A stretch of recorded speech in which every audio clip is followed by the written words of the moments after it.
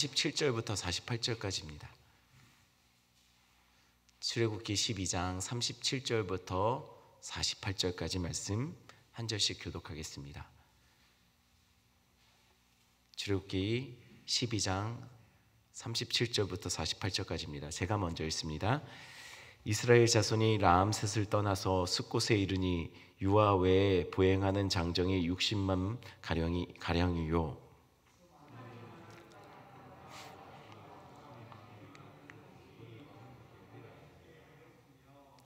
그들이 애굽으로부터 가지고 나온 발교되지 못한 반죽으로 무교병을 구웠으니 이는 그들이 애굽에서 쫓겨남으로 지체할 수 없었음이며 아무 양식도 준비하지 못하였음이었더라.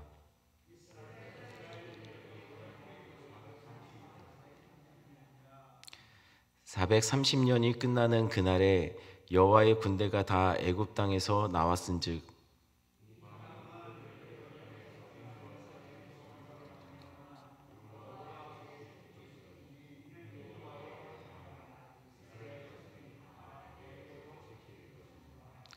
여호와께서 모세와 아론에게 이르시되 유월절 규례는 이러하니라. 이방 사람은 먹지 못할 것이나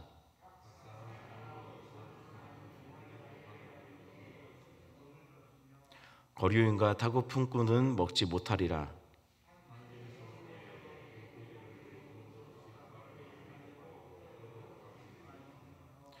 이스라엘 회중이 다 이것을 지킬지니라. 너희와 함께 거류하는 타국인이 여호와의 유월절을 지키고자 하거든 그 모든 남자는 할례를 받은 후에야 가까이 하여 지킬지니 곧 그는 본토인과 같이 될 것이나 할례를 받지 못한 자는 먹지 못할 것이니라. 아멘. 기도하겠습니다. 하나님 감사합니다. 오늘 하루도 하나님과 동행하는 하루, 하나님 아버지 하나님, 하나님이 이끌어 주시고 책임져 주시는 하루가 되기를 소원합니다. 우리 성도들 각자 여러 가지 삶의 어려운 문제들을 가지고 나왔습니다. 하나님 기도할 때 하나님의 능력이 나타나게 주님 도와주시고, 기도할 때 깊은 하나님의 임재를 경험케 하여 주시고, 또한 기도할 때 하나님께서 우리의 상처난 마음들, 우리의 여러 가지 상황들을 만지시고 고쳐주시는 은혜가 있기를 간절히 소원합니다. 또한 말씀 앞에 섭니다. 말씀 앞에 설 때마다 두렵고 떨리게 하여 주시고, 늘 아버지 하나님 이게 늘상 듣던 말씀이 아니라 정말 아버지 하나님 개인적으로 한 사람 한 사람에게 오늘도 긴밀하게 말씀하시는 주님을 아버지 하나님 경험하는 시간 되게 주님 도와주시옵소서. 감사를 드리며 예수님의 이름으로 기도드렸습니다. 아멘. 자, 드디어 이스라엘이 애굽에서 출발하게 되었습니다. 그들은 라암셋에서 출발하여 숫곳에 그렇게 이동을 하였습니다. 이동 규모는 장정만 60만 명 정도가 되었다라고 기록하고 있습니다. 가나안의 기근을 피해서 애굽 땅으로 인도했을 때 야곱의 식구가 70명이었다고 기록하고 있어요.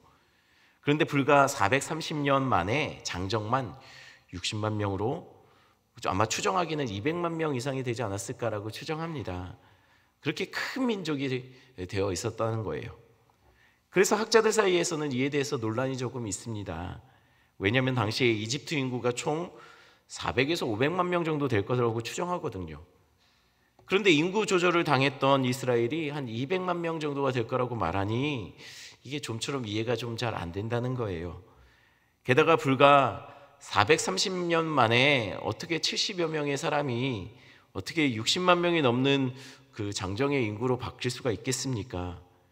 그래서 사실 이집트를 떠난 그 이스라엘 민족의 숫자를 대략 한 10,000명 정도 되지 않을까라고 추정하는 그런 사람들도 있습니다. 그런데 이스라엘 민족이 10,000명 정도밖에는 되지 않는다라고 말을 한다면 이게 좀 안 맞는 부분들이 많이 성경에 나와요. 왜냐하면 먼저 바로와 애굽의 반응입니다. 분명한 것은 바로가 이스라엘이 애굽보다 더 많아진다는 것이 두려워서 인구 조절을 하지 않았지 않습니까? 인구 조절한 거 아닙니까? 그러니 혹시 이스라엘 백성이 정말 10,000명 정도밖에 되지 않았다면 그때 당시에 애굽의 인구가 400에서 500만 명 정도 된다라고 추정한다면 10,000명 정도밖에 안 되는 민족이 우리보다 더 커질까 봐 걱정해서 그럴 리가 없다는 것이죠. 게다가 나중에 성막을 건설하는데 이렇게 모여진 금이 한 6.5톤 정도 된다고 추정해요. 성경에 나온 기록대로 본다면요, 6.5톤입니다. 그럼 장정이 10,000명 정도밖에 안 된다면 한 명당 그들이 173돈을 모은 거예요. 이게 노예로 나올 때 애굽에서 필요한 모든 금은보화들을 갖고 나왔다 할지라도 이게 좀 말이 안 된다는 거죠. 그러니 분명 이스라엘은 장정 60만 명 정도, 전체 인구가 한 200만 명 정도 되는 그것이 성경의 전체적인 문맥에서 맞다는 거예요. 게다가 38절에 보면 애굽을 출발할 때 당시에 이스라엘은 순수 히브리 족속만 포함되어 있었던 것은 아닌 것으로 보입니다. 38절 같이 볼까요? 한 목소리 읽겠습니다. 38절입니다. 수많은 잡족과 양과 소와 심이 많은 가축이 그들과 함께 하였으며. 아마도 10가지 재앙을 보면서 애굽 땅에 있었던 다른 민족들, 혼혈 민족들, 이런 민족들이 같이 수많은 민족들이 따라 나왔다라고 성경이 이야기하고 있어요. 그러니 후에 이스라엘이 혈통적 유대인만으로 유대민들을 그렇게 폐쇄적으로 혈통적 우월주의를 그렇게 주장하고 가지고 있었던 그것은 사실은 그들의 역사적인 것을 봤을 때 옳지 않습니다. 왜냐하면 이미 그들은 출애굽 때부터 혈통적으로 수많은 민족들이 같이 따라 나와서 함께 이스라엘 민족을 이루었기 때문이죠. 게다가 그 대표적인 사람 중에 한 명이 누구냐면 그나스의 아들 갈렙입니다. 그나스는요, 애굽 족속이었어요. 그렇다면 이스라엘 민족을 그렇게 존경하던 사람 중에 한 명이었던 갈렙은 이방 혈통 사람이었다라는 것이에요. 그런데 여러분 성경 전체적인 것을 봤을 때 갈렙이 그들에게 굉장히 밀려났거나 왕따를 당했거나 그런 흔적이 보입니까? 그렇지 않죠. 그들은 갈렙을 존경했고 받아들였음이 여실하게 성경 전체에서 나타나고 있어요. 또한 후에 라합도 이방 여인이었지만 이스라엘에게 받아들여집니다. 결국 혈통적 유대인만이 언약 백성이 되는 것은 아니라는 이야기입니다. 그럼 누가 하나님의 백성으로 그 구원받은 백성이라고 하나님의 백성 그 범위 안에 들어올 수 있는 것일까요? 그것은 43절부터 나오는 유월절 규례를 보면 하나님의 언약 백성이 누구구나, 어떤 자들이 하나님의 언약 백성 안에 들어갈 수 있구나를 명확하게 구분 지어 놓고 있습니다. 43절 말씀 제가 읽어드립니다. 여호와께서 모세와 아론에게 이르시되 유월절 규례는 이러하니라. 이방 사람은 먹지 못할 것이나 라고 말합니다. 유월절은 하나님의 백성으로 구원받음, 거듭남을 의미하는 절기라고 말씀드렸어요. 43절에 그 거듭남을 의미하는 유월절에 참여할 수 있는 자격이 되는 사람이 누구인지를 명확하게 말하고 있는데, 일단은 먼저 이방 사람들은 참여할 수 없다라고 말합니다. 그럼 애굽에서 함께 나왔던 잡족들은 참여할 수 없다는 이야기인가요? 네, 맞습니다. 그들은 참여할 수 없습니다. 하지만 여기서 이방인들은 혈통적으로 고정된 것만은 아니에요. 44절 말씀 제가 읽어드립니다. 각 사람이 돈으로 산 종은 할례를 받은 후에 먹을 것이며.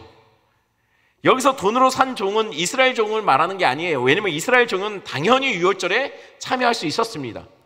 그러니 여기서 돈으로 산 종은요, 이방 혈통을 가진 종을 말합니다. 이들은 유월절에 참여하기 위해서 할례를 먼저 받은 후에는 참여할 수 있다는 얘기예요. 즉 할례가 무엇입니까?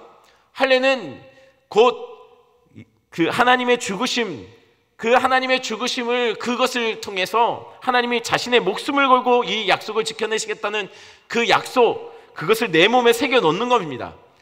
내가 내 몸에 그 언약의 표식을 새겨 놓음으로 나는 하나님의 언약 백성이 되었다라는 것을 말하지만 하나의 고백처럼 내 몸에 새겨 놓는 것이 바로 할례예요. 그러니 내가 스스로 나는 하나님의 백성입니다. 언약 백성입니다. 언약 안에 하나님 안에서 하나님과 함께 언약 안에 묶였습니다라는 고백을 내 몸에 새겨 넣으면 그 이후에는 유월절 예식엔 참여할 수 있다는 것이에요.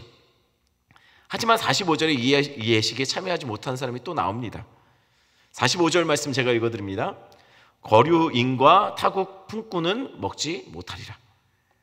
거류인은 이스라엘 공동체에 살고는 있습니다. 하지만 소속은 여전히 외국인이라는 신분을 갖고 있는 사람을 말해요. 타국 품꾼도 마찬가지입니다. 외국인으로서 그저 그러니까는 임금만 받고 있는 사람을 말해요.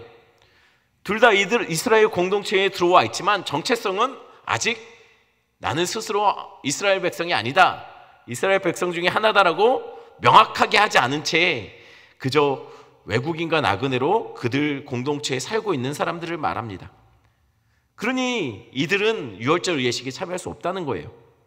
그럼 그들은 어떻게 하면 이 유월절 예식에 참여할 수 있을까요? 48절 말씀 한번 한 목소리로 읽어볼까요? 48절입니다. 너희와 함께 거류하는 타국인이 여호와의 유월절을 지키고자 하거든 그 모든 남자는 할례를 받은 후에야 가까이 하여 지킬지니 곧 그는 본토인과 같이 될 것이나 할례 받지 못한 자는 먹지 못할 것이니라. 역시 기준은 할례예요. 내가 하나님의 백성이 되겠다라는 고백을 내 몸에 새겨 넣으면 된다는 거예요. 그 증표를 내 몸에 새겨 넣으면 그 이후에는 구원받은 백성이 그 고백으로 참여할 수 있는 그 유월절 예식에 참여할 수 있다는 것이죠. 이건 사실은 이스라엘 백성도 마찬가지입니다. 이스라엘 백성들도 할례 받지 않으면 그 백성들 중에서 쫓겨납니다. 그러니 결국 이스라엘 백성들, 이 하나님의 언약 백성이라고 고백할 수 있는 이 공동체에 들어가려면 무엇이 필요하다는 얘기죠? 고백이 필요하다는 거예요. 나는 하나님의 백성이라는 고백이 필요하다는 겁니다. 중요한 것은 또 하나 있습니다. 이렇게 유월절 예식에 참여하기를 원하는 것, 이 유월절 예식에 내 몸에 할례를 받으면서까지라도 이 유월절 예식에 참여하려고 하는 이유가 무엇일까요? 중요한 것은 유월절 양을 함께 먹는 것, 이것이 중요하다는 거예요. 유월절 양을 함께 먹는다는 것은 이스라엘에게 있어서는 단순한 식사 정도가 아니었어요. 먼저 이스라엘 백성들은 어린 양을 잡아서 가족이 함께 집안에서 이 음식을 먹었습니다. 가족의 숫자는 중요한 게 아니에요.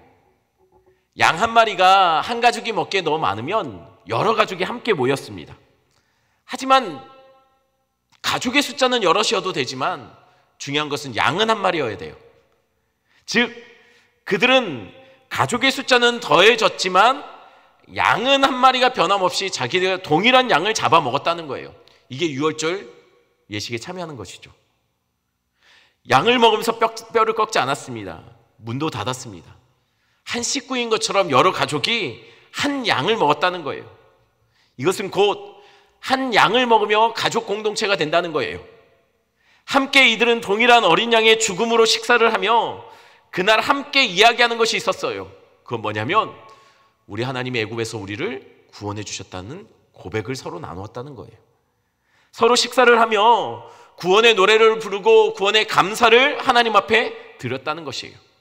이게 중요하다는 거예요.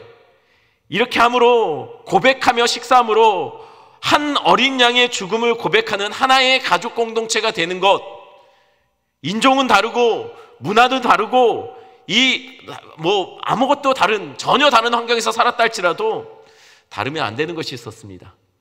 한 양을 먹고 한 고백을 나누고 한 구원의 은혜에 감격하는 것, 그것이 유월절 예식이었다는 거예요. 여러분, 이것이 무엇을 나타내냐면요, 바로 교회 공동체를 말합니다. 우리는 예배 때마다 한 어린 양의 죽음을 고백하고 감사합니다. 그 한 어린 양의 죽음으로 말미암아 구원받았음을 감격하며 함께 노래하고 그 감사의 고백을 하나님 앞에 드리는 거예요. 이것이 예배가 되는 것이죠. 그렇기 때문에 우리는 한 어린 양의 죽음으로 인해 한 가족 공동체가 된 거예요. 인종이 다를 수 있습니다. 자라온 환경이 다를 수 있습니다. 생각이 다를 수 있어요. 어쩌면 우리가 가지고 있는 정치의 색깔, 지지하는 정당도 다를 수 있을 겁니다. 생활 수준이 다를 수 있고 교육한 그 배경이 다를 수도 있습니다. 그러나 기억하십시오. 교회 공동체에서 다르면 안 되는 것이 있어요. 그것은 뭐냐면 한 어린 양의 죽음을 고백한다는 거예요. 한 어린 양의 죽음으로 말미암아 우리가 구원받았고 그 어린 양의 살과 피로 우리가 살았다라는 것을 고백하는, 우리가 그것을 믿는 신앙은 다르면 안 된다는 거예요. 우리는 한 예수 그리스도의 십자가의 구원의 은혜에 세워진 그 터 위에, 그 예수 그리스도의 반석 위에 세워진 우리는 구원받은 공동체라는 거예요. 다른 생각이 다를 수 있어요. 그거는 교회에서 문제가 되는 게 아니에요. 그것이 문제가 된다면 그 사람의 신앙이 아직 문제가 있다는 거예요. 다른 것이 다르라도 돼요. 하지만 기억하십시오. 다르면 안 되는 것이 있어요. 그것은 우리가 예수 그리스도의 구원 위에 세워진 공동체라는 것이죠. 다른 구원이 아닌 오직 예수 안에서 우리는 구원받은 백성입니다. 그렇기 때문에 우리는 그 예수로 날마다 사는, 음식은 양식은 살기 위해서 먹는 거 아닙니까? 마찬가지입니다. 예수의 어린 양을 먹고 그 피를 마시는 것은요, 곧 우리가 한 가족, 그 안에서 생명을 얻게 된 한 가족임을 고백하는 겁니다. 그것을 잊지 않고 우리가 서로를 위해서 계속 기도하며 서로의 약한 부분도 다른 부분도 품어낼 수 있는 그런 예수 안에 있는 공동체가 되기를 간절히 소원합니다. 이 시간 말씀 생각하시면서 함께 기도하는 시간을 갖겠습니다. 이 시간 기도할 때 계속해서 우리 환우들을 위해서 기도하겠습니다. 여러 모양으로 지금 병원에 있는 우리 환우들이 많은데요. 감사한 것은 오늘 구영섭 집사님은 오늘 퇴원을 하신다고 합니다. 많이 좋아지셨다고 하고요. 계속 기도할 것은 검사받은 것이 잘 나와서 이렇게 전이된 부분이나 재발됨 없이 하나님 고쳐주시는 은혜가 있기를 바란다고 좀 기도해 주시면 좋을 것 같고요. 선민 형제를 위해서도 계속 기도해 주시고요. 계속 생각나는 또 다른 우리 환우들을 위해서도 여러분들 계속 기도해 주시면 감사하겠습니다. 그리고 화면에 띄워놓은 기도 제목 가지고 기도하시다가 여러분 가지고 오신 기도 제목 가지고 기도하시고 자유롭게 돌아가시면 되겠습니다. 함께 기도하겠습니다.